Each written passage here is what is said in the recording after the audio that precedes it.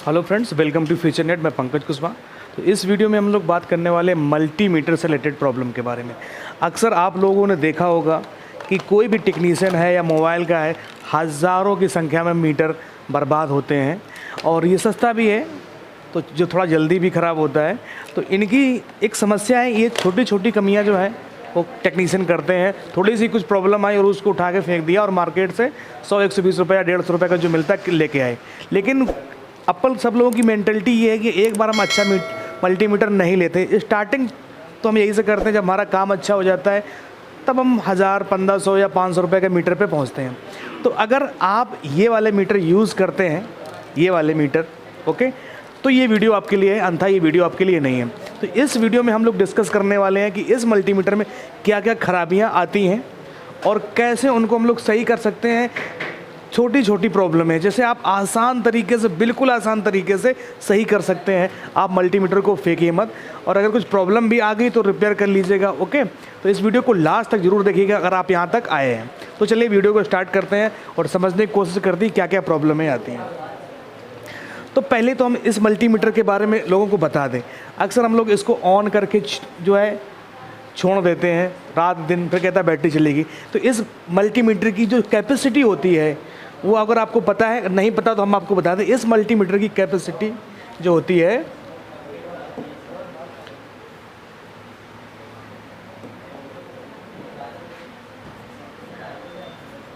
1100 घंटे, यानी कि 1100 घंटे ये जो है मल्टीमीटर काम करता है। समझ लीजिए, आप इससे समझ लीजिए, अंदाज़ा लगाइए कितना चलता है। और इसके अंदर सिर्फ जो है 9 वोल्ट की बैटरी लगी होती है और 11,000 घंटे ये मल्टीमीटर चलता है। तो अब आज भले ही आप 1000, 2000, 1500 का मीटर आप यूज़ कर रहे हैं, बट आपने अगर स्टार्टिंग की है तो इसी मल्टीमीटर से आपने स्टार्टिंग की है, ये मुझे पता है। जितने भी मैंने टेक्नीशियन देखे हैं, बहुत ही रेयर केस में कोई बंदा ऐसा है जिसने वो एनालॉग वाला चलाया है। वो तो पुराने के समय था, और आज की अगर डेट बात करें तो यही मल्टीमीटर लोग स्टार्टिंग में यूज़ करते हैं जैसे जैसे काम बढ़ता है। और सबसे ज़्यादा मल्टीमीटर यूज़ किए जाने वाला यही है, सबसे ज़्यादा आज भी यही मल्टीमीटर यूज़ होता है और इसकी डिमांड भी बहुत ज़्यादा है। तो प्रॉब्लम नंबर को समझते हैं कि किस टाइप की जो है भाई हमारे पास प्रॉब्लमें आएंगी। तो प्रॉब्लम है बीप ना आना, यानी कि हम इसको कंटिन्यूटी मोड पे जब सेट करेंगे तो मल्टीमीटर बीप करना चाहिए, दोनों प्रोब है आपस में। ओके, रेड प्रोब हम लोग यहाँ पर लगाते हैं वोल्टेज ओम मिली एम्पियर पे, कॉम वाली नेगेटिव पे लगाते हैं, ये वाली। जब ये दोनों प्रोब आपस में जब टच करेंगे तो यहाँ पे बीप करना चाहिए मल्टीमीटर, तो ये सही होता है। अब बीप के साथ में यहाँ पर रीडिंग कितनी आनी चाहिए? 0 की रीडिंग आनी चाहिए। अगर यहाँ पे 1 2 3 4 आ रही है रीडिंग, 1 2 3 4 रीडिंग आ रही, तो यानी कि मल्टीमीटर आपका सही वैल्यू नहीं देगा, कुछ ना कुछ उसमें आपकी त्रुटि या इम्प्योरिटी रहेगी, सही वैल्यू नहीं देगा। तो बात समझ में? तो ये चीज़ ध्यान रखिएगा, जब ये दोनों प्रोब को प्लस और माइनस दोनों को अगर आपस में टच करोगे तो जब बीप करेगा मल्टीमीटर आपका, जो बीप करेगा तो बीप के साथ में आपकी कितनी रीडिंग आनी चाहिए? 0.00, यानी कि ये रीडिंग आएगी तो आपका मल्टीमीटर एक्यूरेट यानी फिक्स वैल्यू देने के लिए सही है। तो कई बार ऐसा होता है कि हम आपस में टच करते हैं तो यहाँ की जो है रीडिंग कम ज़्यादा होती रहती है। 0 के साथ बीप करेगा 7 8 9 10 इस तरह की रीडिंग आती है। तो मल्टीमीटर यानी कि आप समझ सकते हैं मल्टीमीटर जो आपका है वो सही वैल्यू नहीं दे रहा है। Okay, clear? बीप ना आना, बीप भी नहीं करता है। नेक्स्ट प्रॉब्लम है गलती से, ये बहुत बार हमसे हो जाता है, गलती से एसी पे हम डीसी चेक कर लेते हैं, डीसी पे एसी चेक कर लेते हैं, या बजर मोड पर हम लोग एसी वोल्ट या डीसी वोल्ट चेक कर लेते हैं। सबसे ज़्यादा ख़राब होने वाली प्रॉब्लम या आने वाली प्रॉब्लम, हम लोग क्या करते हैं, हम लोग टेस्टिंग पहले करने लगते हैं और मोड बाद में चेंज करते हैं। जैसे ये मेरे पास मल्टीमीटर है, तो पहले अगर हमारा बजर मोड पे सेट किया है तो हम लोग चेक करने के टाइम अगर हमको वोल्ट चेक करना है तो हमने मदरबोर्ड में वोल्टेज दे दिया और हमने बजर मोड पे ये उसको रखा और वोल्टेज पे लगाना भूल जाते हैं, फिर बाद में लगाते हैं। जब मल्टीमीटर की तरफ देखते हैं, अरे ये तो बजर मोड पे होना चाहिए, ये वोल्ट पे होना चाहिए, ये गलतियां करते हैं। तो कई बार ऐसा होता है कि हम डीसी की जगह एसी चेक कर लेते हैं और एसी की जगह डीसी चेक कर लेते हैं, तो ये प्रॉब्लम आने लगती है ज़्यादातर। इस प्रिंट जो है स्क्रीन पे कम हो जाता है, जो ये डिस्प्ले पे जो अक्सर दिखाई दे रहे हैं ये बहुत स्लो दिखाई देने लगते हैं, या आधे आने लगते हैं, या कुछ देर बाद चले जाते हैं, हाफ आने लगते हैं, ये प्रॉब्लम आने लगते हैं।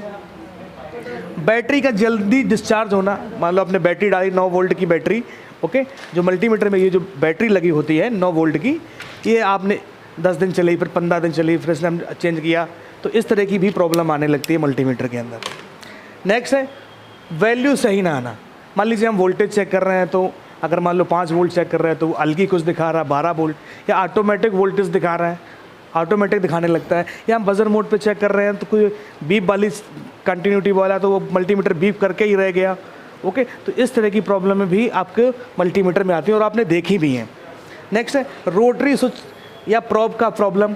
ये कई बार होता है कि ये जो आपका जो घूमने वाला जो ये होता है, इसको हम रोटरी स्विच कहते हैं। क्या कहते हैं? रोटरी स्विच कहते हैं।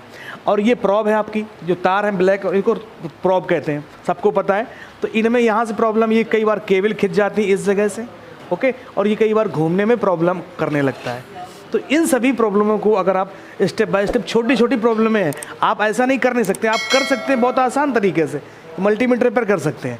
कई बार ऐसा होता है कि हम मार्केट से लाना ही भूल जाते हैं कि हमारा मल्टीमीटर ख़राब है और काम उस टाइम पे आ जाता है, तो आप अपना मल्टीमीटर सही कर सकते हैं खुद। इसमें कोई बहुत बड़ी रॉकेट साइंस नहीं है, बिल्कुल सिंपल तरीका है, जो कुछ भी नहीं आता वो भी इस चीज़ को कर सकते हैं, ओके। तो प्रॉब्लम समझ ली। अब मैंने यहाँ पे एक बेसिक इसका डायग्राम यहाँ पर समझाने के लिए मैंने यहाँ पर लगाया है कि इस मल्टीमीटर में कौन कौन से कंपोनेंट लगे होते हैं, तो उसको थोड़ा समझ लेते हैं।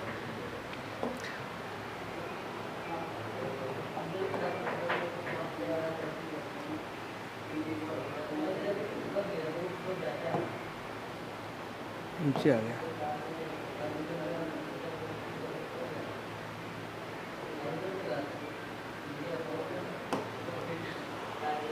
तो हम इसके सर्किट पे एक बार देख लेते हैं कि कौन कौन से कंपोनेंट जो हैं लगे होते हैं इस मल्टीमीटर के अंदर।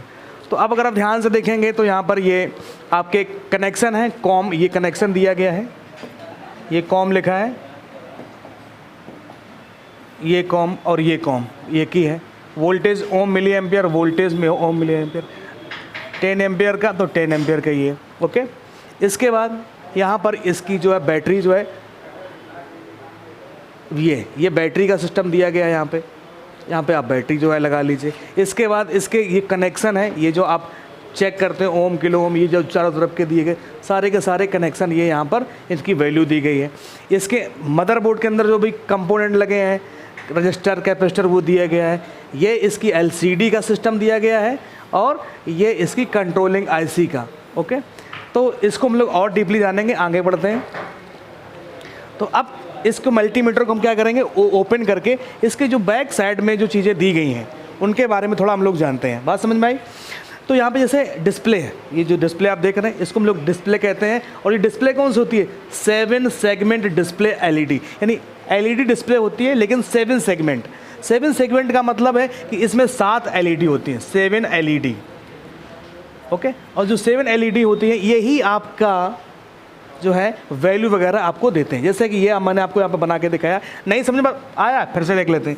1 2 3 4 5 6 7, इसी में आपकी वैल्यू बनती है 0 से लेके जो भी है।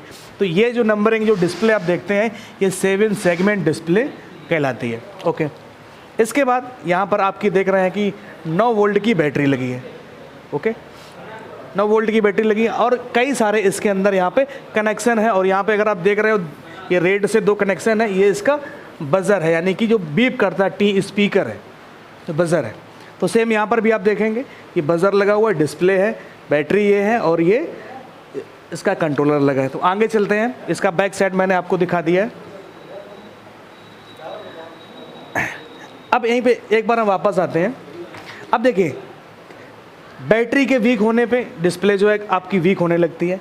नेक्स्ट बजर ख़राब हो जाता है तो ये बीप करने में प्रॉब्लम करने लगता है। कई बार ऐसा होता है, ध्यान से देखिएगा, ये एक स्क्रू ये है, एक स्क्रू ये लगाए और एक स्क्रू लगाइए, ये स्क्रू जो है प्रॉब्लम करने लगते हैं। इसकी वजह से मल्टीमीटर आपका बीप करेगा, छोड़ जाएगा, बीप करेगा, छोड़ जाएगा, इस तरीके से होता है। या डिस्प्ले जो है कभी कभी छोड़ जाती है। तो ये आपको जो है प्रॉपर तरीके से आपको टाइट रखने हैं। ऐसा हो जाता है आपका मल्टीमीटर गिर गया, स्लो हो गया, या तो थोड़ा ही ढीले हो जाते हैं, ओके। इसके बाद अब हम इसके पूरे मदरबोर्ड की हम लोग जो मल्टीमीटर के जो पीसीबी जो है उसको हम लोग देखते हैं इसमें कौन कौन से कंपोनेंट लगे होते हैं। जो ये ब्लैक कलर का गोल गोल दिख रहा है इसको माइक्रो कंट्रोलर कहते हैं। यही पूरी जो है पूरी पीसीबी को मल्टीमीटर के कंट्रोल करते हैं। इसमें कुछ कैपेसिटर लगे होते हैं, नॉन पीसी कैपेसिटर बड़ा सा लगा, रजिस्टर लगे हैं, डायोड लगा है और ये बैटरी कनेक्शन यहाँ से आपने देखा यहाँ का।